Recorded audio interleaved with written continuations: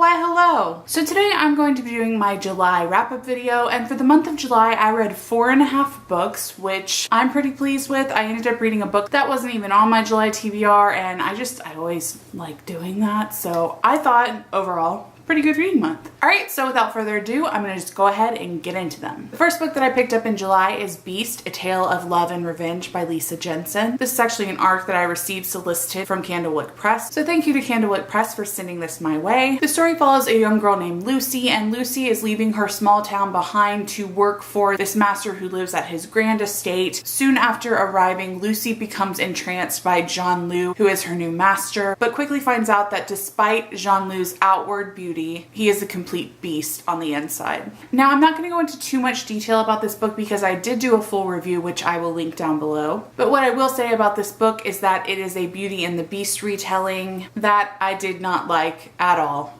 whatsoever, at all. Again, I go into so much more detail in my review, but basically I felt like overall the writing was just flat, the characters were one-dimensional, and trigger warning, and spoiler, I'm not into using rape as a plot device, nor do I think that anyone can be redeemed from such a horrible act. In fact, this had a graphic 2-page rape scene, and I did not feel like it was appropriate for any book, let alone a young adult book. I have nothing more to say about this book. I gave it 1 out of 5 stars, and I only gave it 1 star because technically you have to give 1 star on Goodreads, so yeah. So done with this book. The next book that I picked up in July is The Con Artist by Fred Van Linte. This is a book that I received unsolicited by Quirk Books, so thank you Quirk Books for sending this my way. This is an adult murder mystery, and it follows comic book artist Mike Mason as he arrives in San Diego to attend Comic-Con. Mike is recently separated from his wife and just avoiding settling down, and he figures the perfect way to do this is to go from con to con. He gets a free hotel, he gets paid. I mean, it's a win-win situation. That is until he arrives at Comic-Con, where his former co-worker has been murdered and Mike becomes the prime suspect. I also did a full review on this book that I will link down below, but I will just say that I loved this book. I thought it was so funny, and I loved the mystery elements, and I loved Comic-Con being thrown into it. All of the pop culture and geeky references just spoke to my soul. I mean, you guys know I'm a true nerd. Hello? And this book just appealed to me on so many levels. I think that Fred Van Linte is a really talented writer, and he's got such a dry sense of humor, and I loved every minute of it. I ended up giving this book 5 out of 5 stars, and I would highly recommend it. It's so good, it's so funny, it's got a great mystery, and it just really ticked all of my boxes. The next book that I picked up is Throne of Glass, the first book in the Throne of Glass series by Sarah J. Maas. I think most of you guys know that this is a young adult fantasy series, and I really don't need to go into detail about this series, but for those of you who don't know, the series follows a young assassin named Selena Sardothian, and Selena has recently been released from prison to compete in a tournament to determine who will be the king's next assassin. Now, considering the king is the person who put her in prison, Selena isn't too thrilled about this. However, if Selena does manage to win the tournament, she will be rewarded with her freedom after 5 years of service to the king. This book is a reread for me. I read it back in like probably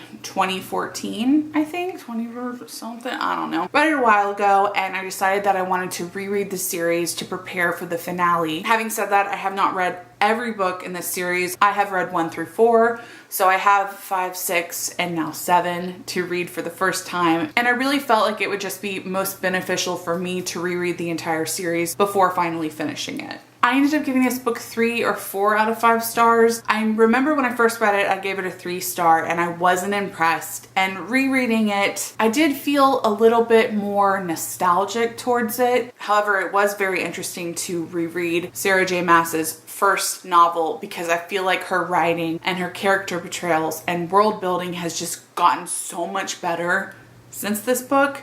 So it was very interesting to see how much she has grown as an author overall. The next book that I picked up in July is A Head Full of Ghosts by Paul Tremblay. This is a book that was not originally on my July TBR, but I was perusing my shelves and I saw it and I was just like, I am in the mood for a scary read. And the fact that I have read so little horror this year really really got me determined to pick this book up because I love horror as a genre. And I do have so many unread horror books that are glaring at me from my bookshelf over there. So I just felt like this would be the perfect one to pick up next. This is an adult horror novel that follows the narration of Mary, both when she is 8 years old and then 15 years later as an adult. When Mary was 8 years old, her family went through quite the ordeal when her older sister Marjorie began to display signs of acute schizophrenia. Now, while Mary and Marjorie's mother Sarah feels that what Marjorie is going through is completely psychological, their father John, who is very religious, thinks that a demon has possessed Marjorie.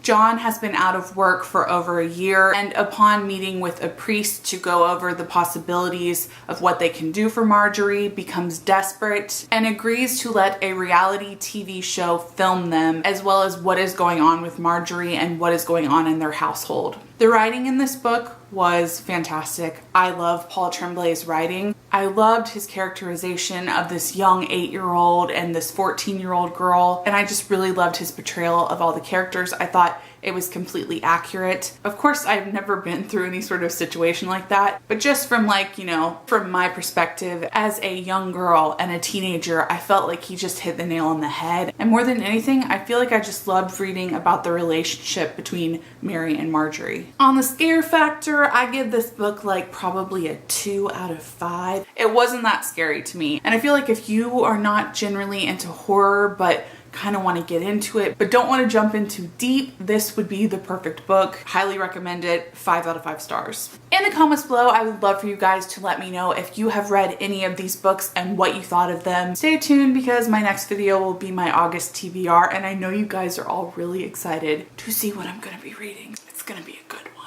Alright guys, so that's all for this video. I hope that you enjoyed it, and I will see you in my next one.